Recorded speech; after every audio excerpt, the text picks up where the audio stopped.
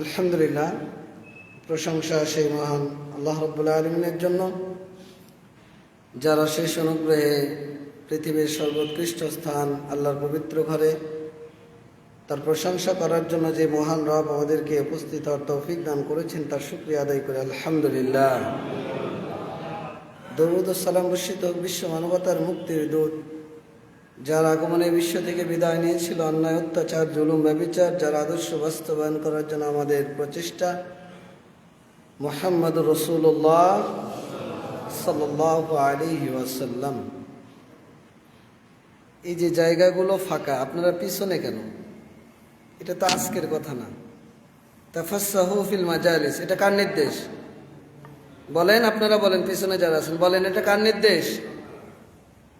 পিছনে যারা আছেন তাদেরকে জিজ্ঞেস করছে, বলেন এটা কার নির্দেশ? তাফাসসাহু ফিল মাজালিস, আল্লাহ নির্দেশ দিয়েছেন তোমরা মাজলিসকে পূর্ণ করো। আমি এসে বসবো এখানে, আর একজন বসবে ওখানে, আর একজন বসবে ওখানে।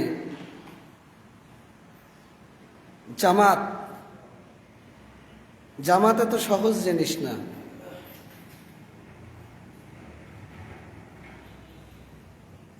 এত দূর থেকে খতিব নিয়ে আসেন, অনেক খরচ করে। খতিবরা এত কষ্ট করে আসে, ঢাকা থেকে আসে, রাজশাহী থেকে আসে, দিনাজপুর থেকে আসে, তারপরে সেই কুমিল্লা থেকে আসে, কত দূর থেকে। কেন? যদি এই কান্দে ঢোকায় আর এই কান্দে বের করে দিই, কোনো লাভ নেই। এর জন্য আল্লাহর কাছে জবাব দিতে হবে। আজান হয়ে যাচ্ছে, লোকজনের খবর নাই। আসবে খুতবা শেষে, আবার সালাম ফেরার পর পরে আবার সবাই বের হয়ে যাবে। এরপরে এই ভুলটা আর করবেন না। এসে যেখানেই ফাঁকা জায়গা পাবেন, কাউকে ডিঙ্গিয়ে না, ডিঙ্গিয়ে যাওয়াটা নিষিদ্ধ। ফাঁকা জায়গাগুলো পূর্ণ করবেন, কারণ এটা হলো বারাকা, আল্লাহর পক্ষ থেকে সাকিনা, প্রশান্তি অবতরণের স্থান। আপনি যদি ওই কর্নারে বসে থাকেন, তাহলে তো আপনি সাকিনার মধ্যে আসবেন না। সংক্ষিপ্ত পরিসরে জুমার খুতবার বিষয় ত্যাগ, আত্মত্যাগ বা কুরবানি। আল্লাহর জন্য নিজেকে কিভাবে আপনি কুরবান করবেন, আসলে কেন করবেন, করাটা কেন প্রয়োজন?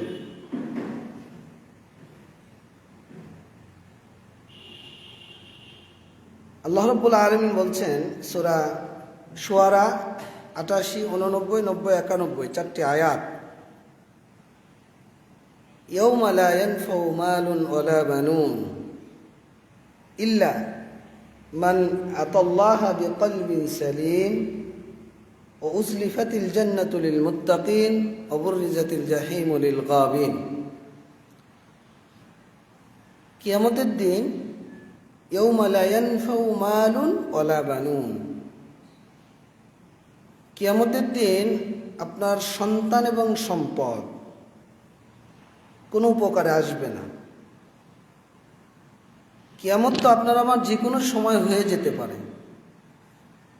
মানে মৃত্যু শুরু হওয়া মানে কিয়ামত আপনার শুরু হয়ে যাওয়া।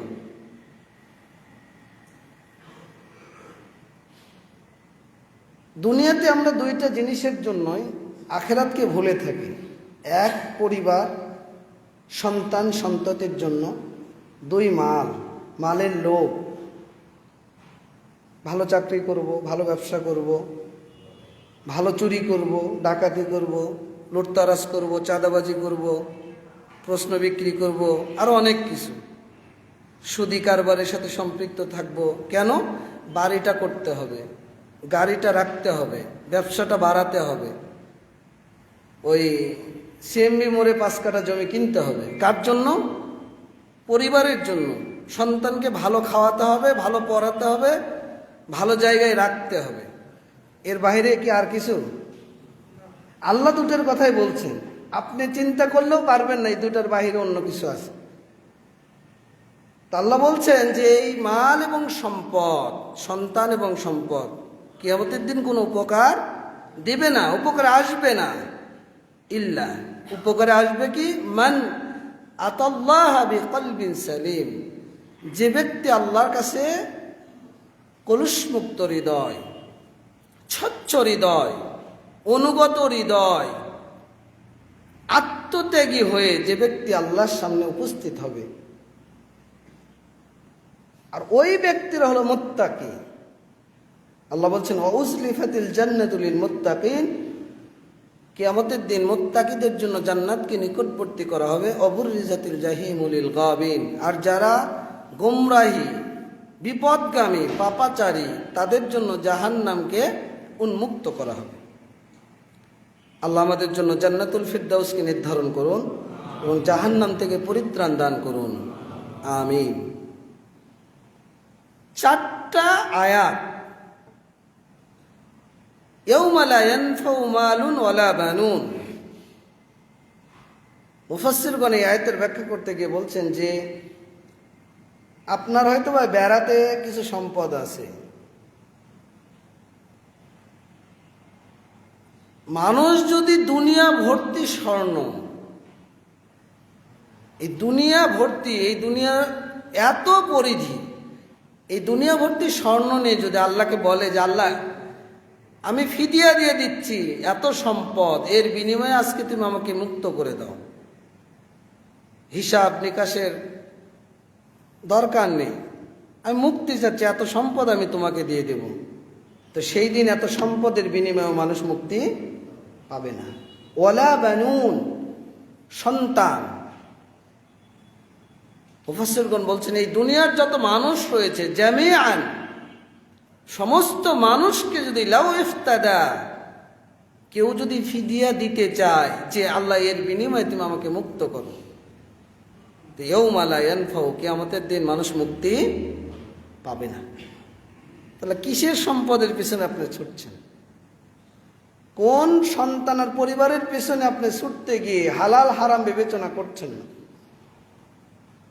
ইল্লা মান আতাল্লাহ বিকলবিন সালিম, তবে ওই ব্যক্তি মুক্তি পাবে যে তার অনুগত হৃদয় নিয়ে আল্লাহর সামনে উপস্থিত হবে। কলবিন সালিম বা কলবুন সালিম অর্থ হলো আই, অর্থাৎ ইয়ানি সালিমুন মিনাদ দানাসি ওয়াশ শিরক, সমস্ত পাপাচার, অনাচার, অশ্লীলতা, বেহাপনা, নোংরামি, জুলুম, অত্যাচার, কোরআন এবং সুন্নাহ বিরোধী যত কর্মকাণ্ড রয়েছে, সমস্ত কর্মকাণ্ড থেকে অন্তরকে নিজেকে মুক্ত করা, অশিরক এবং শিরক থেকে যে ব্যক্তি এটা করতে পারবে ওই ব্যক্তি আখিরাতে মুক্তি পাবে। যে ব্যক্তি ঈমান নিয়ে, আমলে সালেহ নিয়ে আল্লাহর সামনে দাঁড়াবে ওই ব্যক্তি মুক্তি পাবে। যে ব্যক্তি শিরক, বিদআত, সুন্নাহ বিরোধী কর্মকাণ্ড, শরীয়ত বিরোধী কর্মকাণ্ড এগুলো থেকে নিজেকে মুক্ত করতে পারবে ওই ব্যক্তি মুক্তি পাবে। আপনার মাল এবং সন্তান আপনাকে মুক্তি দেবে না। আর ওই ব্যক্তিদের জন্য আল্লাহ জান্নাতকে নিকটবর্তী করবেন। আর যারা এর ব্যতিক্রম, অন্তরকে অনুগত হৃদয় তৈরি করতে পারবে না, কুরবানকৃত হৃদয় তৈরি করতে পারবে না, এরা হলো পাপাচারী, এরা হলো বিপদগামী, এদের জন্য জাহান্নামকে আল্লাহ উন্মুক্ত করে দেবে। তাহলে আত্মত্যাগ কি জিনিস? আত্মত্যাগ মানে বাংলা ডিকশনারি খুলে দেখবেন, পরের মঙ্গলের জন্য নিজের স্বার্থকে বিসর্জন দেওয়া। ইংরেজিতে বলা হয় রিনাউন্সিয়েশন। দ্য অক্সফোর্ড লার্নার ডিকশনারিতে বলা হয়েছে the act of rejecting physical pleasures specially for religious reasons. ধর্মীয় কারণে, ধর্মের জন্য, দিনের জন্য নিজের প্রবৃত্তির যে চাহিদা, এই চাহিদাকে রিজেক্ট করা, বাতিল করা, এটার নাম হলো আত্মত্যাগ। আর আরবিতে বলা হয় সিলমুন, সেখান থেকে ইসলাম, মূল মাদ্দা সিন লাম মিম। ইসলাম মানে আত্মসমর্পণ করা, আর মুসলিম মানে আত্মসমর্পণকারী। যে ব্যক্তি কোরআন এবং সুন্নাহর নিকট নিঃশর্তভাবে আত্মত্যাগ করে, নিজেকে কোরবান করে দেয়, ওই ব্যক্তি হলো প্রকৃত মুসলিম। সুবহানাল্লাহ। আপনি আমি কোন মুসলিম? এবার নিজেকে একটু প্রশ্ন করবেন। এই আত্মত্যাগ বা নিজেকে কোরবান করা কেমন হবে আপনার জন্য, আমার জন্য? আল্লাহ রাব্বুল আলামিন দেখিয়ে দিচ্ছেন সূরা বাকারা 131 নম্বর আয়াত, আল্লাহ রাব্বুল আলামিন বলছেন যে ইয ক্বালা লাহু রাব্বুহু আসলিম ক্বালা আসলামতু লিরাব্বিল আলামিন।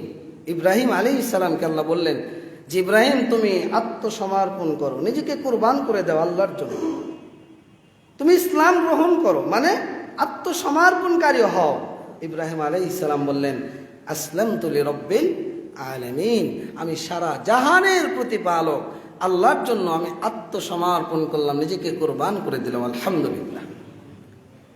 এই কুরবানটা কেমন ছিল, এই ত্যাগটা কেমন ছিল, আল্লাহ রাব্বুল আলামিনই তার প্রমাণ দিচ্ছেন। সূরা সাফফাত 84 নম্বর আয়াত, ইয জাআ রাব্বাহু বিকলবিন সালিম। ইব্রাহিম আলাইহিস সালাম আল্লাহর কাছে এসেছিলেন অনুগত হৃদয় নিয়ে, প্রশান্ত হৃদয় নিয়ে, সন্তুষ্টজনক হৃদয় নিয়ে নিজেকে কুরবান করে দিয়েছিলেন। তাওহীদের নিকট অভ্রান্ত সত্যের চূড়ান্ত উৎস আল্লাহর পক্ষ থেকে যে ওহী অবতরণ হয়েছে, অবতীর্ণ হয়েছে, নাজিল হয়েছে, সেই নির্দেশের নিকট তিনি নিজেকে সঁপে দিয়েছিলেন, নিজেকে কুরবান করে দিয়েছিলেন। যার কারণে আল্লাহ রাব্বুল আলামিন ইব্রাহিম আলাইহিস সালামকে কিছু পরীক্ষা নিয়েছিলেন, যে পরীক্ষায় তিনি কৃতকার্য হয়েছিলেন। বহু পরীক্ষা আল্লাহ তাকে নিয়েছেন, প্রত্যেকটা পরীক্ষায় তিনি সফলতার চূড়ান্ত পর্যায়ে তিনি পৌঁছে গেছেন। আল্লাহ রাব্বুল আলামিন বলছেন যে ওয়াইদ ইবতালা ইব্রাহিম রাব্বুহু বিকালিমাতিন ফাআতাম্মাহুন্না ক্বালা ইন্নী জাইলুকা লিন-নাসি ইমামা। ইব্রাহিমের রব যখন তাকে পরীক্ষা নিয়েছিলেন, ফাআতাম্মাহুন্না, ইব্রাহিম আলাইহিস সালাম প্রত্যেকটা পরীক্ষায় আল্লাহ নির্দেশ পরিপূর্ণ করেছিলেন, কৃতকার্য হয়েছিলেন। আল্লাহ রাব্বুল আলামিন ঘোষণা করলেন ইন্নী জাইলুকা লিন-নাসি ইমামা, ইব্রাহিম আমি তোমাকে মানুষের জন্য নেতা নিযুক্ত করলাম। আলহামদুলিল্লাহ। কি এমন পরীক্ষা ছিল ইব্রাহিমের, কি এমন ত্যাগ ছিল, নিজেকে কিভাবে কুরবান করেছিলেন, যে কুরবানির কারণে আল্লাহ রাব্বুল আলামিন শুধু তাকে নয়, তার পরিবারের কুরবানির কারণে তাকে এবং তার পরিবারকে আমাদের জন্য উসওয়াতুল হাসানা, অনুসরণীয় ব্যক্তিত্ব, অনুসরণীয় সমাজ, অনুসরণীয় পরিবার হিসেবে আল্লাহ রাব্বুল আলামিন ঘোষণা করেছেন। আলহামদুলিল্লাহ। সূরা মুমতাহিনা 4 নম্বর আয়াত, আল্লাহ রাব্বুল আলামিন বলছেন কদ কানাত লাকুম উসওয়াতুন হাসানা ফি ইব্রাহিম ওয়াল্লাযীনা মাআহু ইয ক্বালু লিকওমিহিম ইন্না বুরাআউ মিনকুম ওয়া মিম্মা তা'বুদুনা মিন দুনিল্লাহ কাফারনা বিকুম ওয়া বাদা বাইনানা ওয়া বাইনাকুমুল আদাওয়াতু ওয়াল বাগদাউ আবাদান হাত্তা তু'মিনু বিল্লাহি ওয়াহদা। আল্লাহ বলছেন কদ কানাত লাকুম উসওয়াতুন হাসানা ফি ইব্রাহিম ওয়াল্লাযীনা মাআহু, ইব্রাহিম এবং তার সাথী, তার পরিবার, তার স্ত্রী মা সারা, মা হাজেরা, তার সন্তান ইসমাইল আলাইহিস সালাম, তার ভাতিজা লূত। এই যে এই ব্যক্তিত্ব, আল্লাহ রাব্বুল আলামিন ইব্রাহিম এবং তার সাথীদেরকে তোমাদের জন্য রয়েছে উসওয়াতুন হাসানা। যখন তারা তাদের কওমকে বলেছিল, সমাজ কাকে বলে দেখেন, আল্লাহ রাব্বুল আলামিন ইব্রাহিম আলাইহিস সালামকে উম্মাহ ঘোষণা করেছেন। ইব্রাহিম একা একটি উম্মাহ, ইব্রাহিম একা একটি সমাজ, ইব্রাহিম একা একটি জাতি। আল্লাহ রাব্বুল আলামিন বলছেন যে কাফারনা বিকুম ওয়া বাদা বাইনানা ওয়া বাইনাকুমুল আদাওয়াতু ওয়াল বাগদাউ।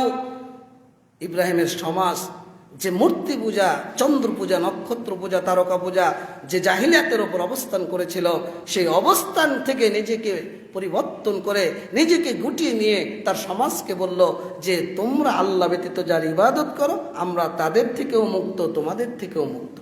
কাফারনা বিকুম ওয়া বাদা বাইনানা ওয়া বাইনাকুমুল আদাওয়াতু ওয়াল বাগদাউ আবাদান হাত্তা তু'মিনু বিল্লাহি ওয়াহদা। তোমাদের সাথে চিরদিনের জন্য শত্রুতা, বিদ্বেষ, ঘৃণা শুরু হয়ে গেল। আবাদান হাত্তা তু'মিনু বিল্লাহি ওয়াহদা, যতদিন পর্যন্ত তোমরা এক ইলাহ, একক মাবুদ, ইবাদতের হকদার আল্লাহর প্রতি ঈমান আনয়ন না করবে, ততদিন পর্যন্ত তোমাদের সাথে আমাদের কোনো সম্পর্ক নেই। হাত্তা তু'মিনু বিল্লাহি ওয়াহদা।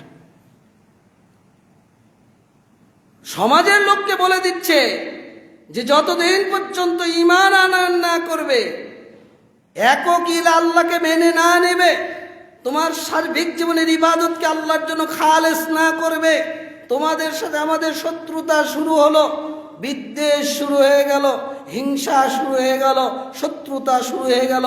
যখন তোমরা ঈমান আনবে তখন আবার বন্ধুত্ব হয়ে যাবে, কিন্তু যতদিন ঈমান আনয়ন না করবে ততদিন তোমাদের সাথে আমাদের কোনো সম্পর্ক নেই।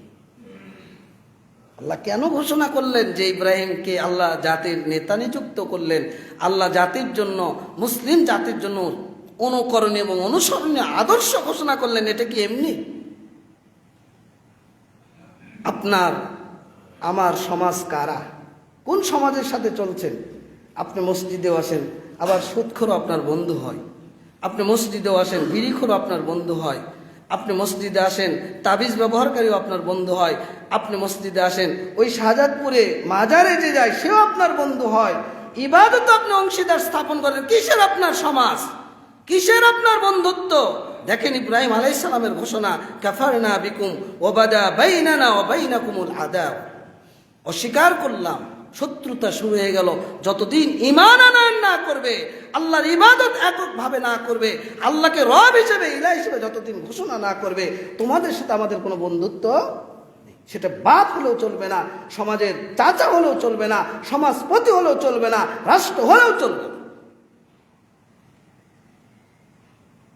আল্লাহ রাব্বুল আলামিন ইব্রাহিম আলাইহিস সালামকে বললেন, ইব্রাহিম, ওই যে আসলাম তু, আমি আত্মসমর্পণ করলাম, ত্যাগ স্বীকার করলাম আল্লাহ নির্দেশের নিকট। আল্লাহ যা বলবেন, যখন বলবেন, যে অবস্থায় বলবেন, আসলাম তু, আমি নিজেকে কুরবান করে দিলাম। আল্লাহ বললেন, ইব্রাহিম, তুমি তোমার পিতার নিকট যাও, তাওহীদের দাওয়াত দাও।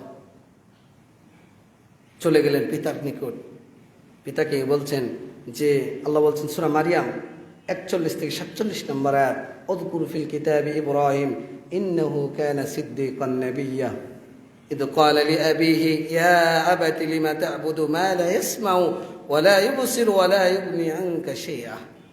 পিতাকে গিয়ে বলছেন, হে পিতা, আপনি কিসের ইবাদত করেন যে শুনতে পায় না, যে দেখতে পায় না, উপকার করতে পারে না?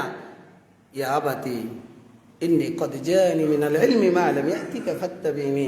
আল্লাহর পক্ষ থেকে যে ওহী আমার নিকট এসেছে, আপনি সেটার অনুসরণ করুন। ইয়া আবাতি লা তা'বুদিশ শাইতান, হে পিতা, আপনি শয়তানের অনুগত হবেন না। ইন্নী আখাফু আইয়ামাসসাকা আযাবুম মিনার রহমান, আমি সন্তান হিসেবে ভয় পাচ্ছি এই প্রবৃত্তির অনুসরণ করার কারণে, এই জাহিলিয়াতের অনুসরণ করার কারণে আল্লাহর আযাব আপনাকে ধরে ফেলবে, গ্রাস করবে, আপনার কোনো ক্ষমা হবে না। আমি আশঙ্কা করছি আপনি শয়তানকে বন্ধু হিসেবে গ্রহণ করবেন না। সন্তানের দাওয়াত পেয়ে পিতা বলছেন যে, ক্বালা রাগিবুন আনতা আন আলিহাতি ইয়া ইব্রাহিম লাইন লাম তানতাহি লাআরজুমান্নাকা ওয়াহজুরনি মালিয়া। তুমি নাকি ধর্ম থেকে হয়েছো, ধর্মের বিরুদ্ধে কথা বলছো, আমাদের সমাজের বিরুদ্ধে কথা বলছো। তুমি নাকি আমাদের সমাজের তারকা, নক্ষত্র, চন্দ্র পূজা, মূর্তি পূজা, এগুলোর বিরুদ্ধে কথা বলছো। লাইন লাম তানতাহি ইয়া ইব্রাহিম, ইব্রাহিম, তুমি যদি এই দাওয়াত বন্ধ না করো, এই পথ পরিহার না করো, লাআরজুমান্নাকা, এই যে পাথর দিয়ে তোমার মাথাকে আমি চূর্ণ বিচূর্ণ করে দেবো। ওয়াহজুরনি মালিয়া, বের হয়ে যাও, এই পরিবারে তোমার মতো সন্তানের প্রয়োজন নেই। পিতাকে বললেন, সালামুন আলাইক সাআস্তাগফিরু লাকা রাব্বি। পিতা, সালাম, শান্তি আপনার জন্য, আমি আল্লাহর কাছে ইস্তেগফার করব বলে পরিবার থেকে সন্তান বের হয়ে চলে গেলেন। আদেশ করেছেন কে? বলেন, আদেশ করেছেন কে? আল্লাহ। আল্লাহ রাব্বুল আলামিন ইব্রাহিমকে আবার আদেশ করলেন, ইব্রাহিম, সমাজের নিকট চলে যাও। ইব্রাহিম আলাইহিস সালাম সমাজের নিকট চলে গেলেন। সূরা আনকাবুত 16 এবং 17 নম্বর আয়াত, আল্লাহ বলছেন, ওয়া ইব্রাহিম ইয ক্বালা লিকওমি ইবুদুল্লাহ ওয়াত্তাকুহু যালিকুম খায়রুল লাকুম ইন কুনতুম তা'লামুন ইন্নামা তা'বুদুনা মিন দুনিল্লাহি আওসানান ওয়া তাখলুকুনা ইফকান ইন্নাল্লাযীনা তা'বুদুনা মিন দুনিল্লাহি লা ইয়ামলিকুনা লাকুম রিজকা ফাবতাগু ইনদাল্লাহি রিজকা ওয়া'বুদুহু ওয়াশকুরু লাহু ইলাইহি তুরজাউন। সমাজের লোককে কি বলছেন যে, তোমরা আল্লাহর ইবাদত করো, আল্লাহকেই ভয় করো, এটাই কল্যাণকর যদি তোমরা জানতে। তোমরা ইন্নামা তা'বুদুনা মিন দুনিল্লাহি আওসানান, তোমরা আল্লাহকে বাদ দিয়ে মূর্তি পূজা করছো, এটা তোমরা মিথ্যা রচনা করছো। তোমরা যাদের ইবাদত করছো তারা তোমাদের রিজিকের মালিক নয়। রিজিকের মালিক কে? আমাদের রিজিকের মালিক কে? আল্লাহ। ফাবতাগু ইনদাল্লাহি রিজক, আল্লাহ হলেন রিজিকের মালিক। তোমরা আল্লাহর কাছে রিজিক চাও, আল্লাহরই ইবাদত করো, তার শুকরিয়া আদায় করো। ইলাইহি তুরজাউন, তোমাদেরকে আল্লাহর দিকে ফিরে যেতে হবে। আমাদেরকে কার দিকে ফিরে যেতে হবে? আল্লাহর দিকে।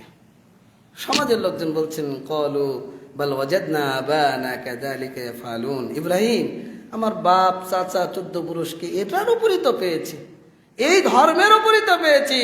তারা মূর্তি পূজা, চন্দ্র পূজা, নক্ষত্র পূজা, তারকা পূজা, এগুলো নিয়েই তারা ব্যস্ত ছিল, এগুলোইকে তারা ইবাদত হিসেবে গ্রহণ করেছে। আমরা এটার উপরই অবিচল থাকব, আমরা তোমার কথা গ্রহণ করব না। তারাও ইব্রাহিম আলাইহিস সালামকে প্রত্যাখ্যান করল। ইব্রাহিমের সমাজ আর আপনার সমাজ একটু প্রেক্ষাপট মিলান তো। আপনি যদি আপনার চাচাকে গিয়ে বলেন চাচা সুদ হারাম, শুনবে? ঘুষ হারাম, শুনবে? বিড়ি হারাম, সিগারেট হারাম, জর্দা হারাম, শুনবে? তাবিজ হারাম, শুনবে? শুনবে না।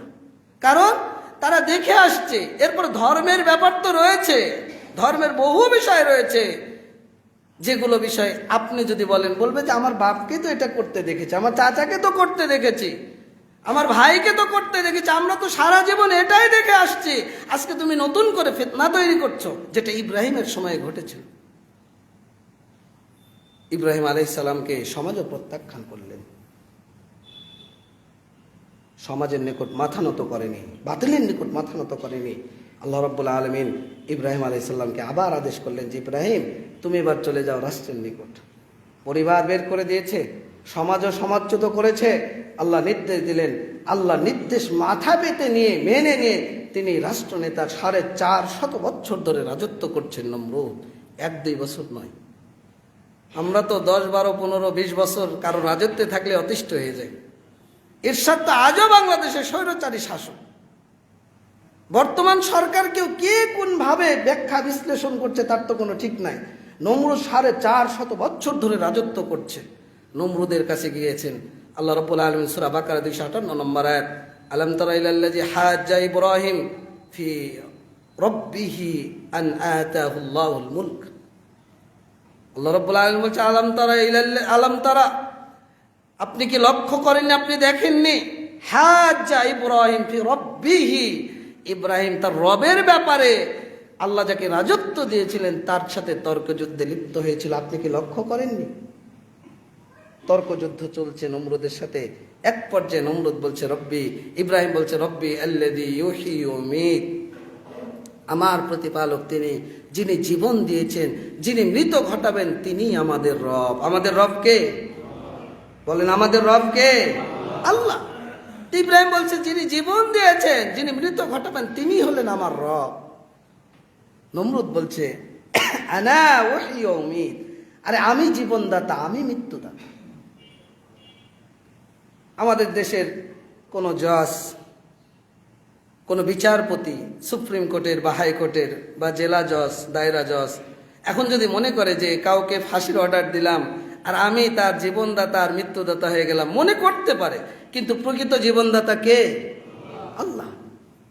তো নমরুদ যখন বলছে যে আমি জীবনদাতা, আমি মৃত্যুদাতা, তো ইব্রাহিম আলাইহিস সালাম বলছেন ফাইন্নাল্লাহ ইয়াতি বিশ-শামসি মিনাল মাশরিকি ফাতি বিহা মিনাল মাগরিব, তুমি যদি রব হয়ে থাকো, তুমি যদি জীবনদাতা মৃত্যুদাতা হও, তাহলে আমার রব সূর্যকে পূর্ব দিগন্তে উদয় ঘটায়, তাহলে তুমি আজকে সূর্যকে পশ্চিম দিগন্তে উদয় ঘটাও।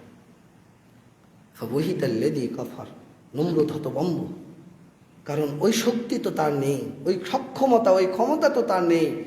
আর বাংলাদেশের একটা কথা রয়েছে, যুক্তি যেখানে অচল, ষষ্ঠী সেখানে সচল।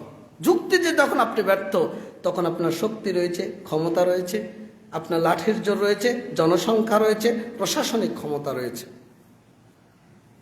নমরুদ অপমানিত, লাঞ্ছিত হচ্ছে, কি করবে?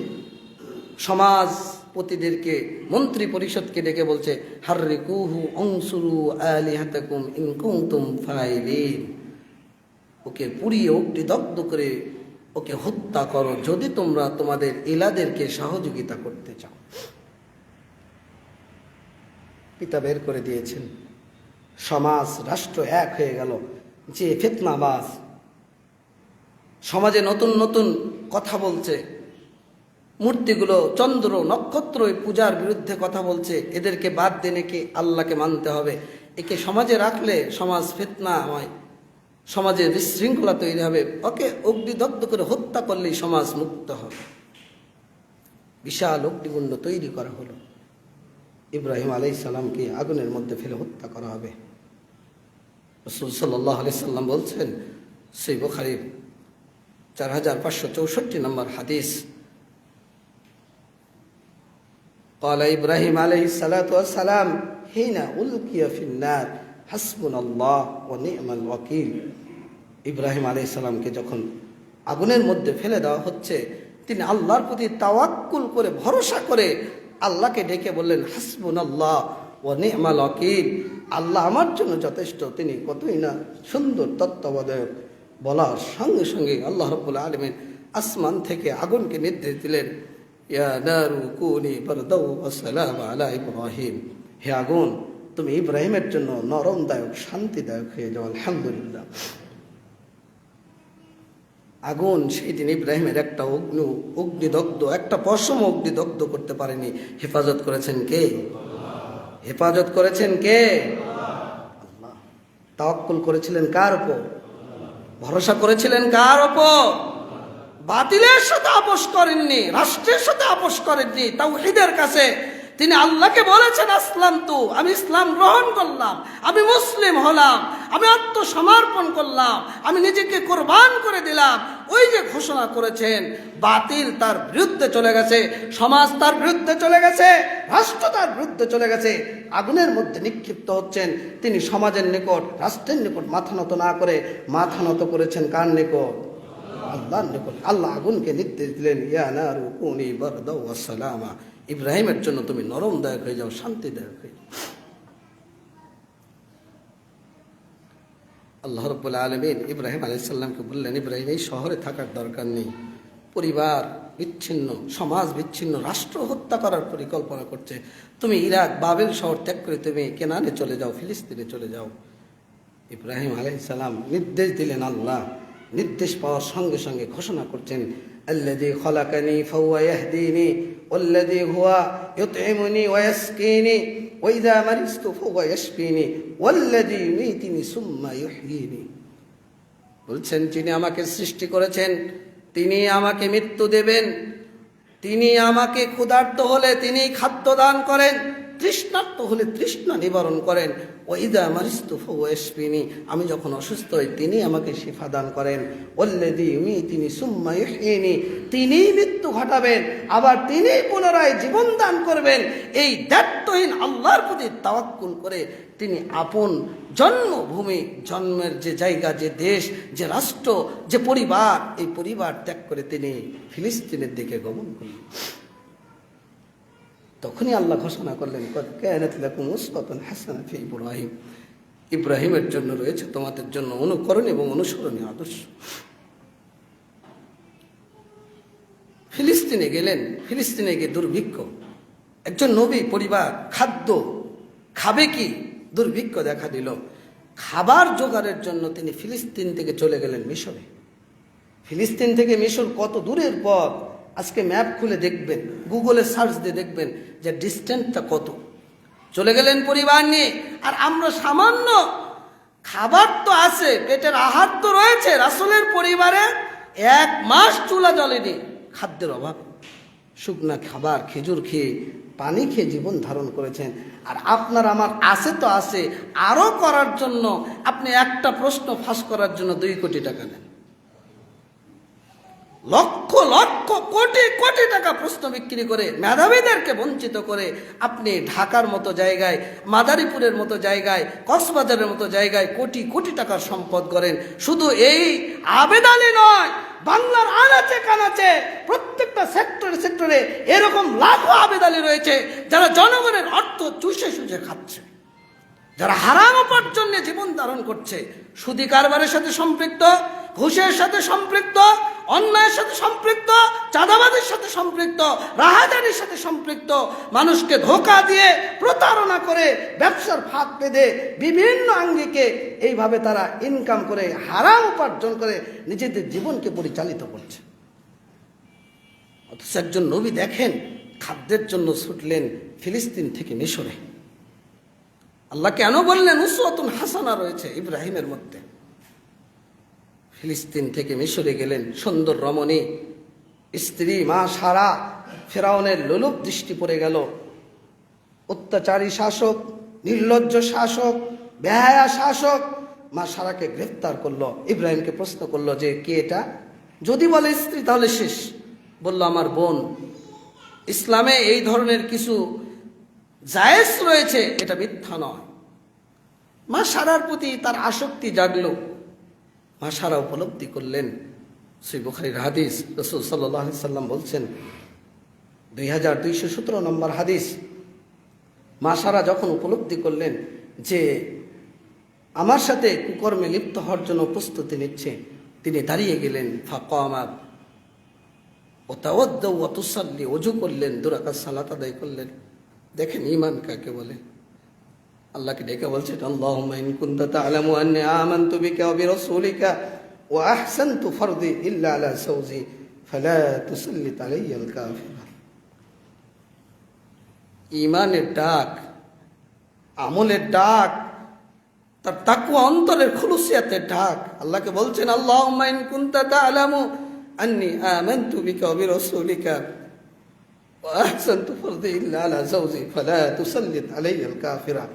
আল্লাহ, আমি যদি তোমার প্রতি ঈমান এনে থাকি, তোমার নবী ইব্রাহিমের প্রতি ঈমান এনে থাকি, এটা যদি তুমি জেনে থাকো, তুমি অবগত হয়ে থাকো, আর আমি আমার লজ্জাস্থানকে যদি হেফাজত করে থাকি, আমার শরীরকে কোনো পরপুরুষের জন্য উন্মুক্ত না করি, আমার দেহের হেফাজত যদি আমি করে থাকি শুধু আমার স্বামীর জন্য, আল্লাহ তুমি কাফেরকে আমার ওপর আজকে বিজয়ী করো না। আল্লাহ রাব্বুল আলামিন সঙ্গে সঙ্গে মা সারার এই দাওয়াত, এই দোয়াকে কবুল করলেন। তার সামনেই ফেরাউনকে লুলা ভেঙ্গরতে পরিণত করে দিলেন, ছটপট করা শুরু করলো। মা সারা ভীত হয়ে গেলেন যে ও যদি মারা যায় তাহলে আমাদের বাঁচার কোনো পথ নেই। আল্লাহর কাছে দোয়া করলেন যে আল্লাহ তুমি তাকে সুস্থ করে দাও। আল্লাহ ফেরাউনকে সুস্থ করে দিলেন। আবার ফেরাউন আক্রমণ করার চেষ্টা করলো। মা সারা আবার দোয়া করলেন, আবার পূর্বের অবস্থায় ফিরে গেল। যালিকা মিরারান, আল্লাহ রাসূল বলছেন কয়েকবার ঘটনা ঘটার পর ফেরাউন দেখলো যে এই মহিলাকে স্পর্শ করা যাবে না। তাকে তো মুক্ত করলো, তার খেদমতের জন্য একজন দাসী উপহার দিল, সেটার নাম হলো মা হাজেরা আলাইহিস সালাম। ইব্রাহিম আলাইহিস সালাম তার স্ত্রী এবং তার দাসী দুইজনকে নিয়ে তিনি আবার ফিলিস্তিনের দিকে গমন করলেন।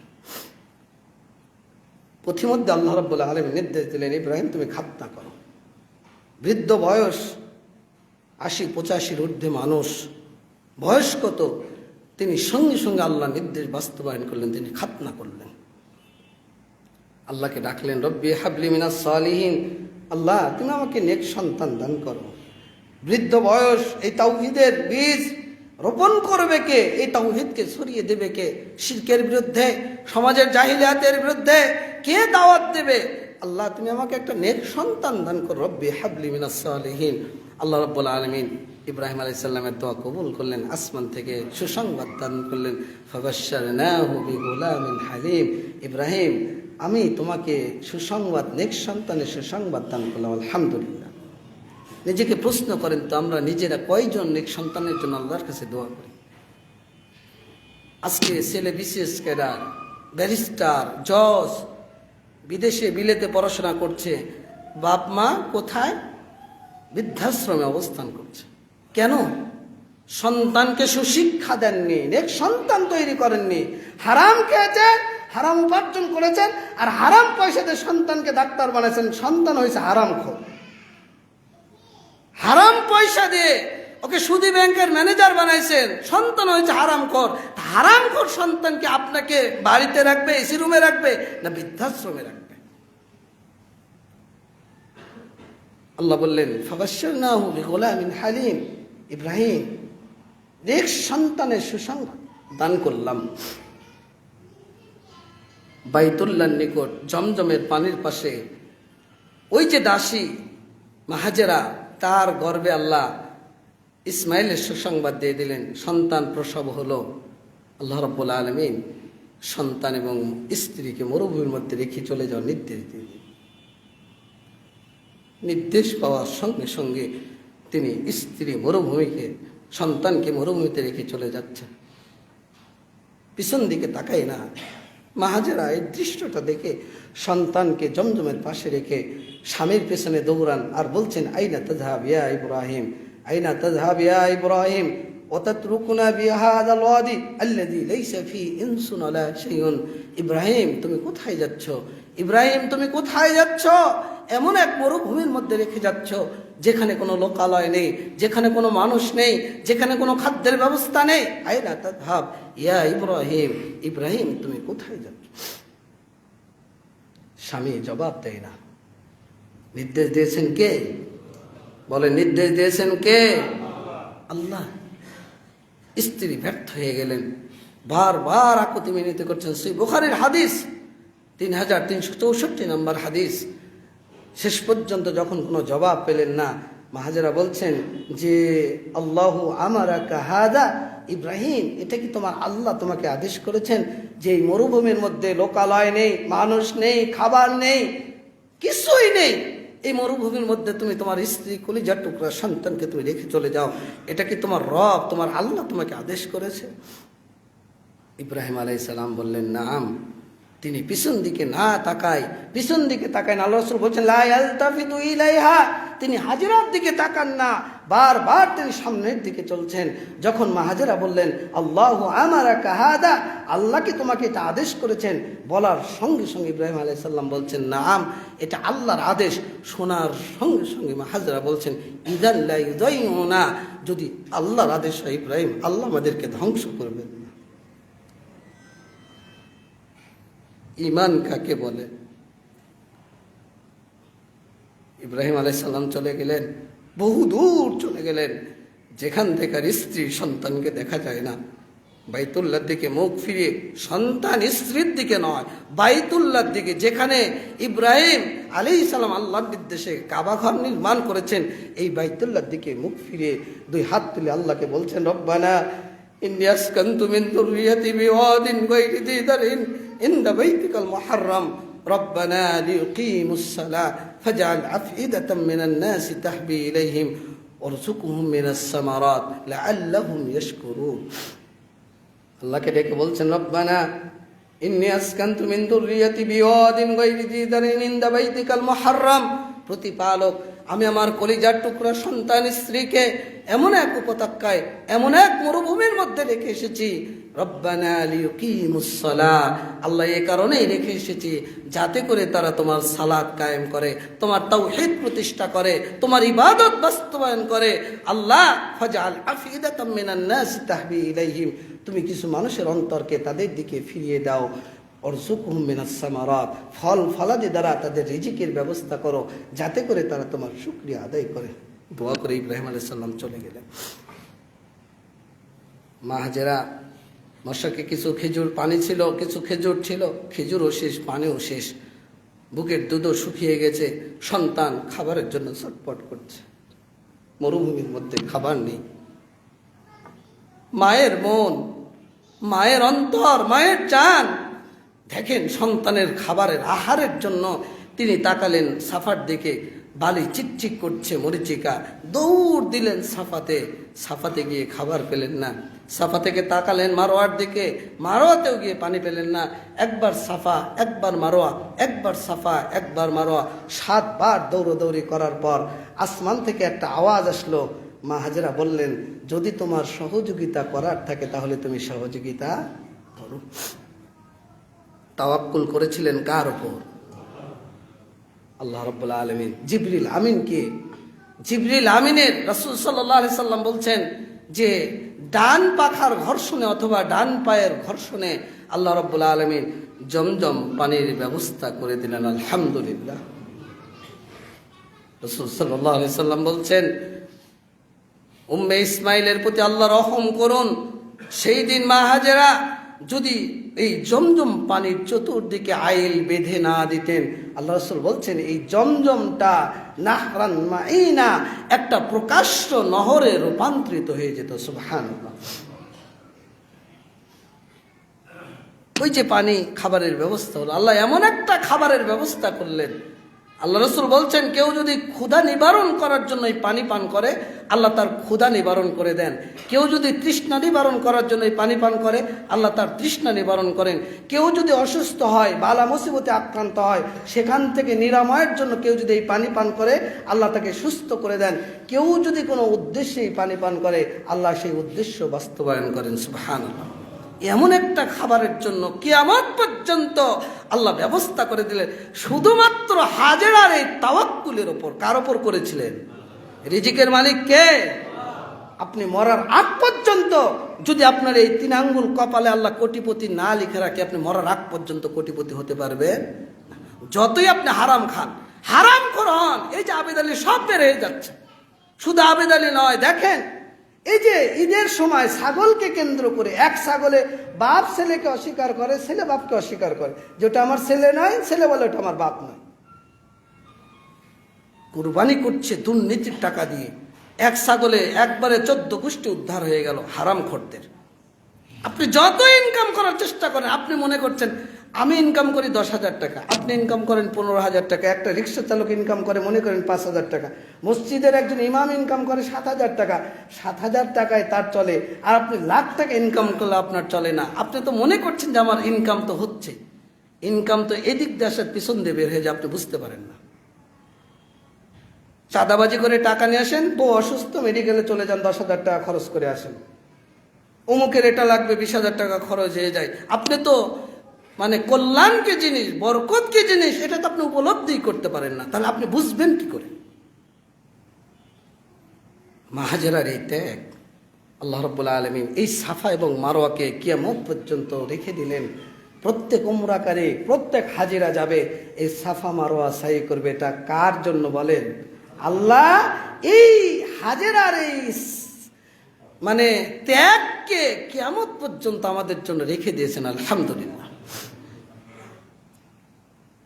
এই যে পানির ব্যবস্থা হলো, পাখি আসা শুরু করলো, সিরিয়া থেকে জোরহাম গোত্র যাচ্ছিল মদিনায় প্রান্তরে, ব্যবসায়িক কাফেলা, তারা দূরদর্শী, তারা খেজুরের আটি থেকে বলে দিত কোন জাতের খেজুর, কোন শহরের খেজুর, পায়ের ছাপ দেখে তারা বলে দিত এটা কোন শহরের মানুষ, কোন এলাকার মানুষ।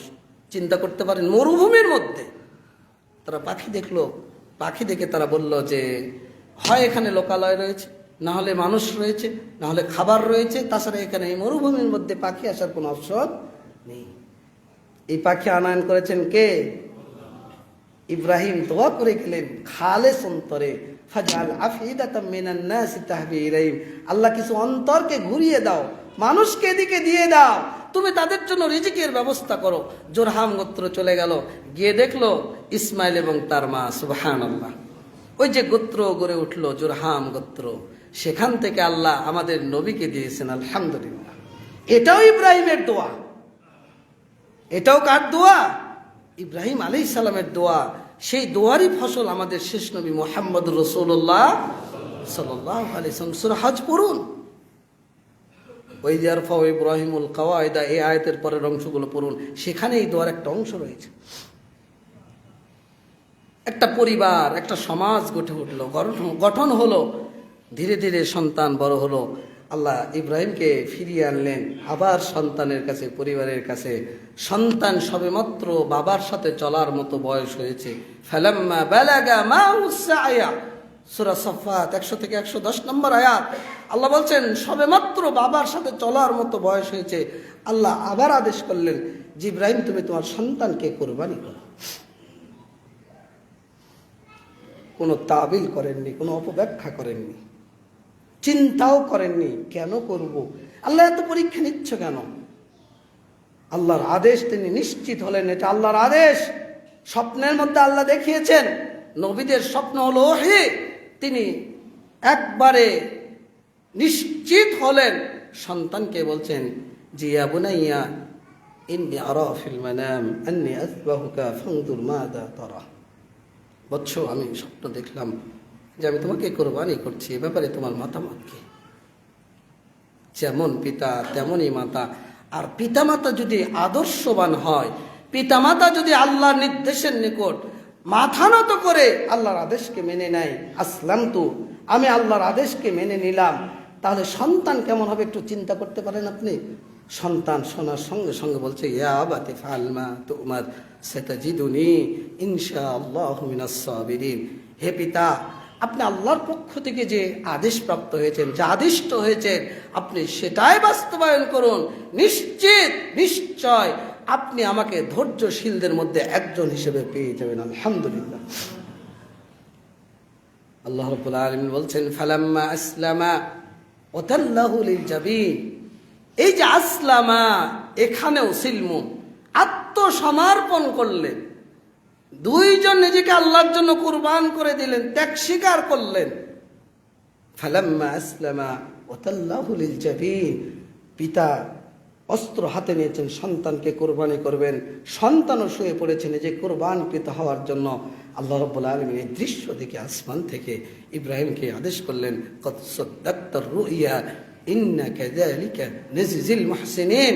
ইব্রাহিম, তুমি তোমার স্বপ্নকে সত্যে রূপান্তরিত করেছ, আমরা মুহসিনদেরকে এইভাবেই পুরস্কৃত করে থাকি। আলহামদুলিল্লাহ। ওয়া ফাদাইনাহু বিযিবহিন আযীম। আল্লাহ রাব্বুল আলামিন ইসমাইলের পরিবর্তে একটা উত্তম ফিদিয়া, দুম্বা হাদিয়া দিয়ে দিলেন, ফিদিয়া দিয়ে দিলেন। ও তারাকনা আলাইহি ফিল আখিরিন। আর পরবর্তীদের জন্য আল্লাহ রাব্বুল আলামিন ইব্রাহিমের এই ত্যাগকে আমাদের জন্য কিয়ামত পর্যন্ত আল্লাহ অবশিষ্ট রেখে দিলেন। আলহামদুলিল্লাহ। এটা ত্যাগের ফসল। আমরা কোরবানি করেছি, এটা গোশত খাওয়ার উৎসব নয়।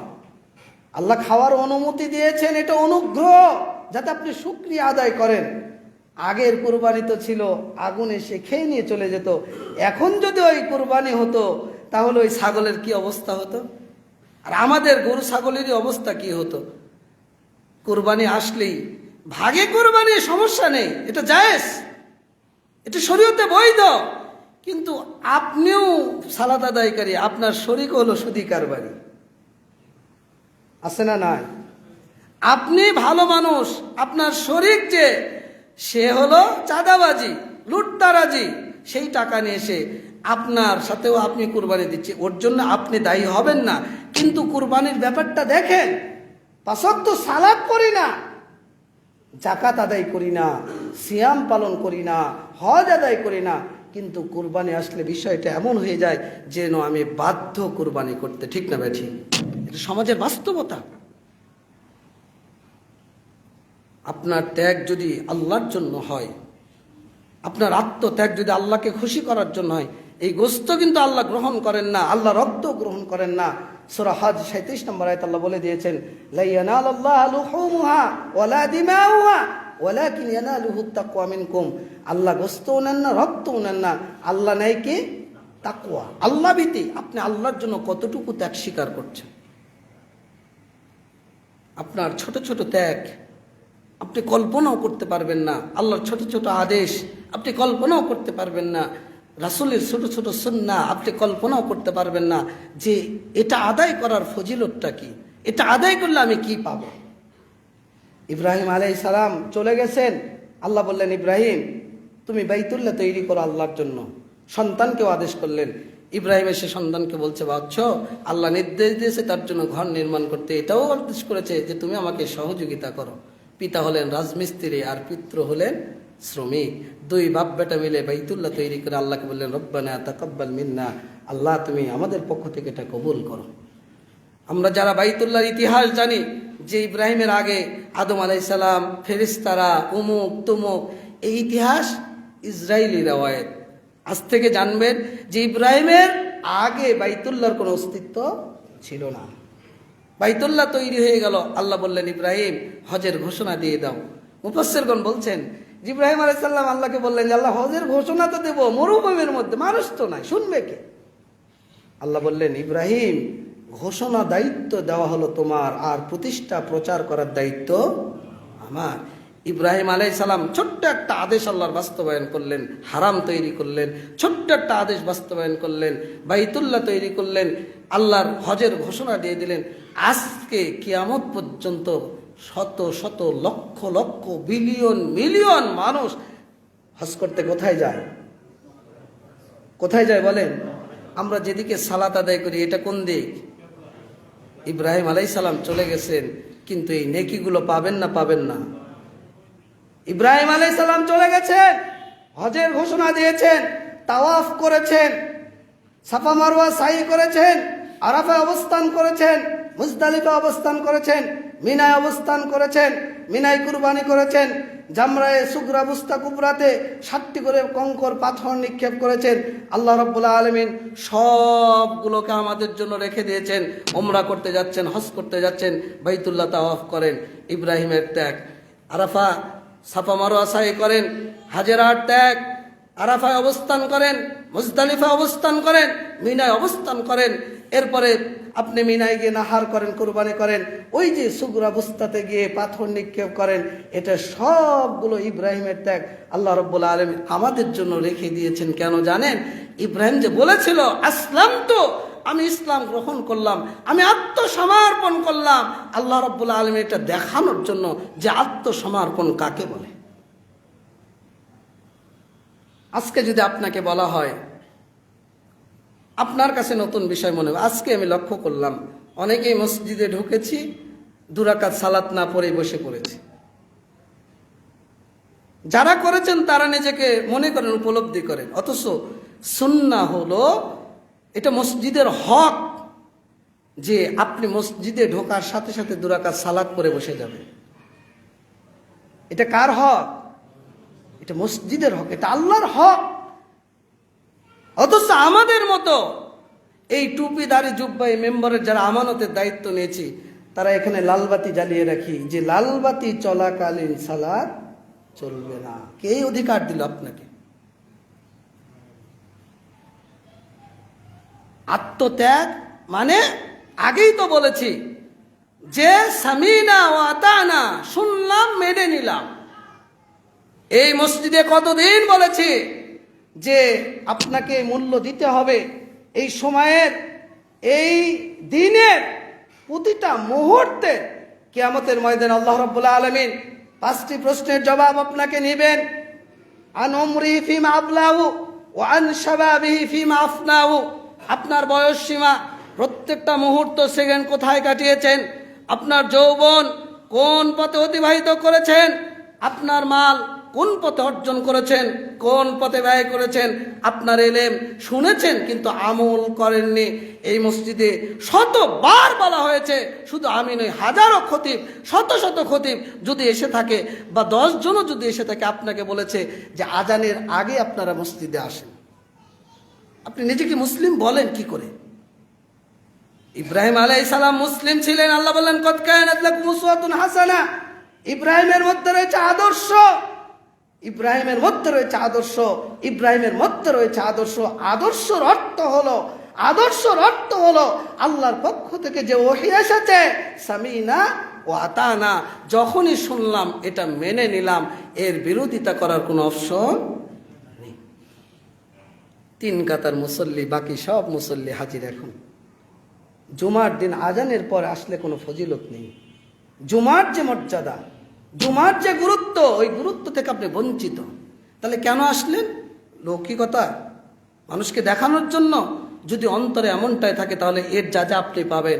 আর যদি না থেকে থাকে আল্লাহকে খুশি করার জন্য, আল্লাহকে সন্তুষ্ট করার জন্য, কোনো মুসলিম আজানের পরে আসতে পারে না।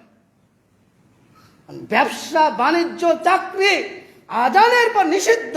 আল্লাহ ঘোষণা করছেন সূরা জুমার মধ্যে যে যখন ডাক পড়ে তোমরা ওদারুল বাই, ব্যবসা বাণিজ্য সব পরিত্যাগ করো, বন্ধ করে দাও। আপনার কিসের ব্যস্ততা? সকাল থেকে বাড়িতেই বসে আছেন, আজানের পর রিল্যাক্সে মসজিদে আসছেন। তার মানে আপনি যখন থেকে শুনলেন যে আজানের আগেই মসজিদে যেতে হবে, ফেরেশতারা লিপিবদ্ধ করতে থাকেন আপনাকে তার আগেই আসতে হবে। এটার নাম মুসলিম। এই যে আমরা টাকনুর নিচে, আমি প্রত্যেক খুতবায় বলে থাকি, টাকনুর নিচে কাপড় পরা পুরুষের জন্য হালাল না হারাম? আপনি আমি এমন আধুনিক হয়েছি যে আপনার অর্ধ হাত ছেঁচড়ে যায় প্যান্টটা, অথবা মসজিদে এসে আপনি এভাবে পাটা গুটিয়ে রাখেন সালাতের জন্য, আবার মসজিদ থেকে বের হলে ঠিকই আপনি পাটা আবার যা স্বাভাবিক অবস্থায় করেন।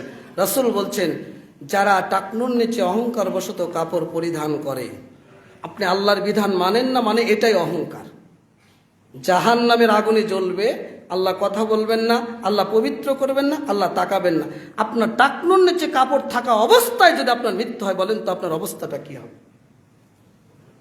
আপনি তো এই মসজিদে দান করেছেন, মনে করেন 5 লাখ টাকা, আপনি কুরবানিতে একটা গরু কুরবানিতে মানুষকে বিলিয়ে দিয়েছেন, সৎ কাজ করেছেন, আপনি সমাজের বহু অংশে বহু সহযোগিতা করেন, আপনার এই সহযোগিতাগুলো কাজে আসবে না, আপনি জানার পরে আমল করেন। আর আমার বোন, আপনার বোন, আমার স্ত্রী, আপনার স্ত্রী, আমার মেয়ে, আপনার মেয়ে, পুরুষের জন্য টাকনুর উপরে আর মেয়েদের জন্য টাকনুর নেচে, আমি পড়ছি টাকনুর নেচে, আর আমার বউ, আমার স্ত্রী, আমার বোন পড়ছে কোথায়? টাকনুর উপরে তো পড়ছে পড়ছে, উরু পর্যন্ত উঠিয়ে ফেলছে।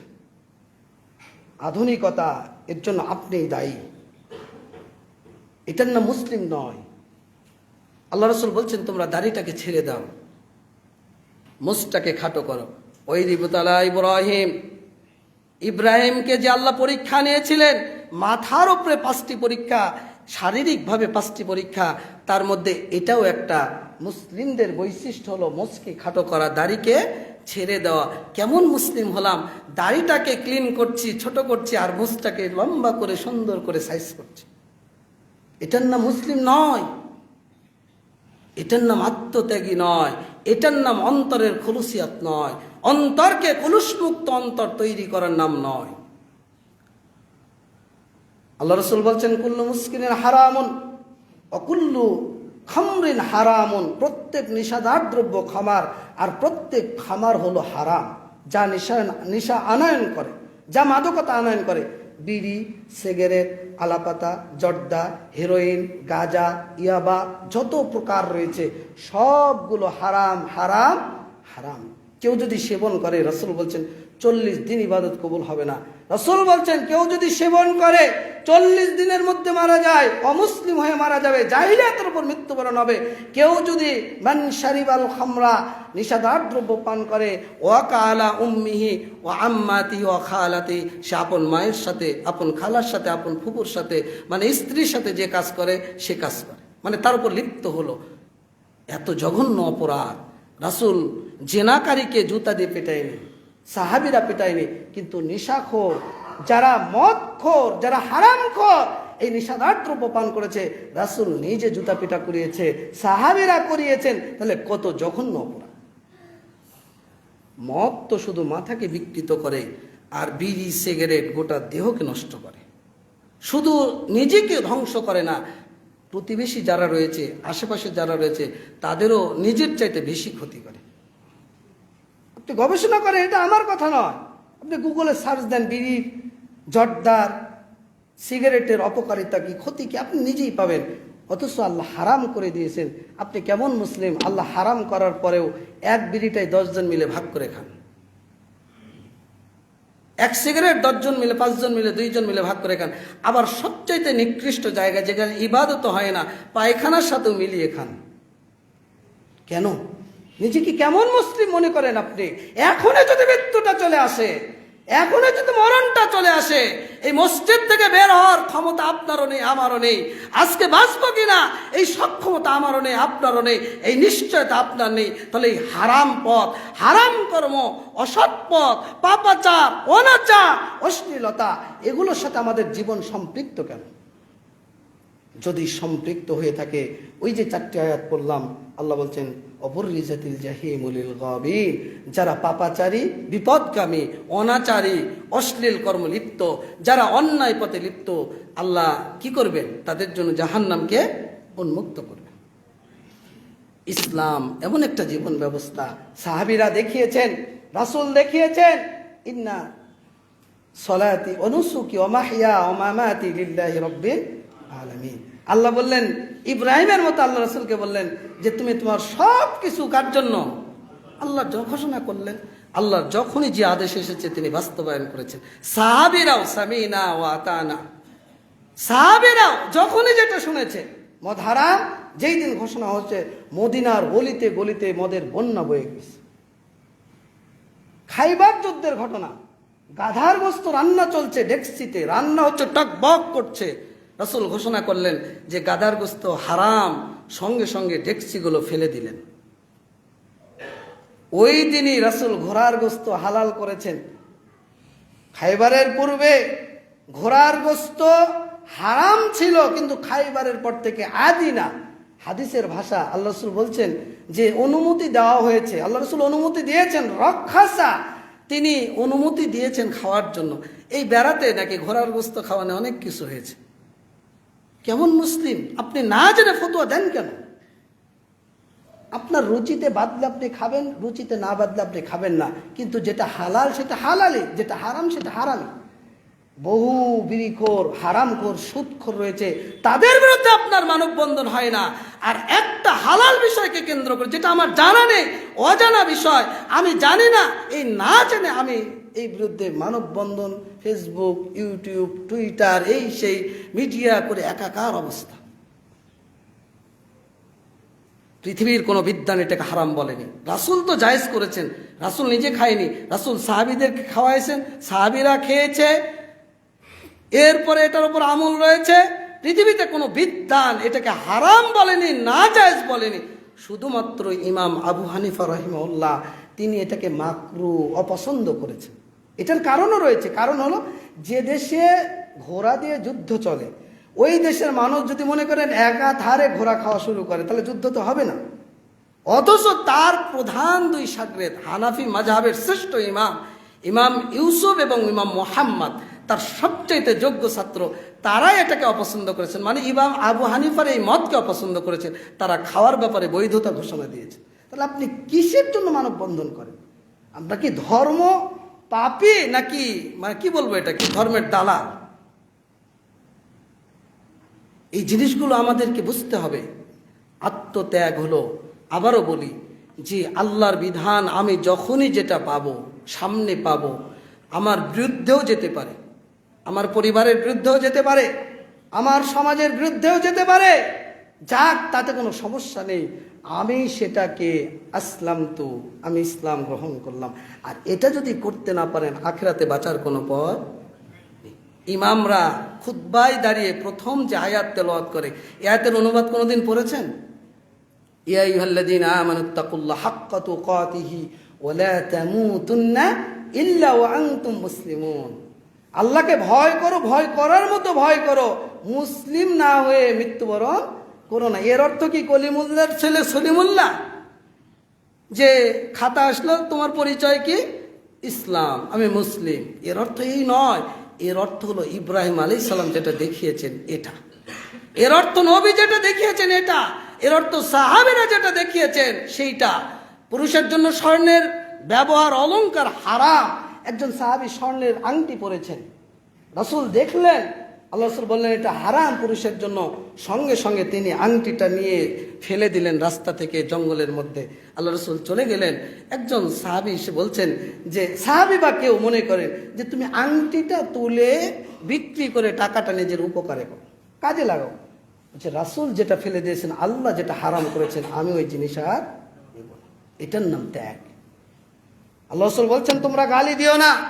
যে সাহাবীকে বলছেন, ওই সাহাবী এটা শোনার পর বলছে, আমি আমার লাইফে, আমার জীবনে আমি কোনোদিন কাউকে গালি দিইনি। এটার নাম ত্যাগ।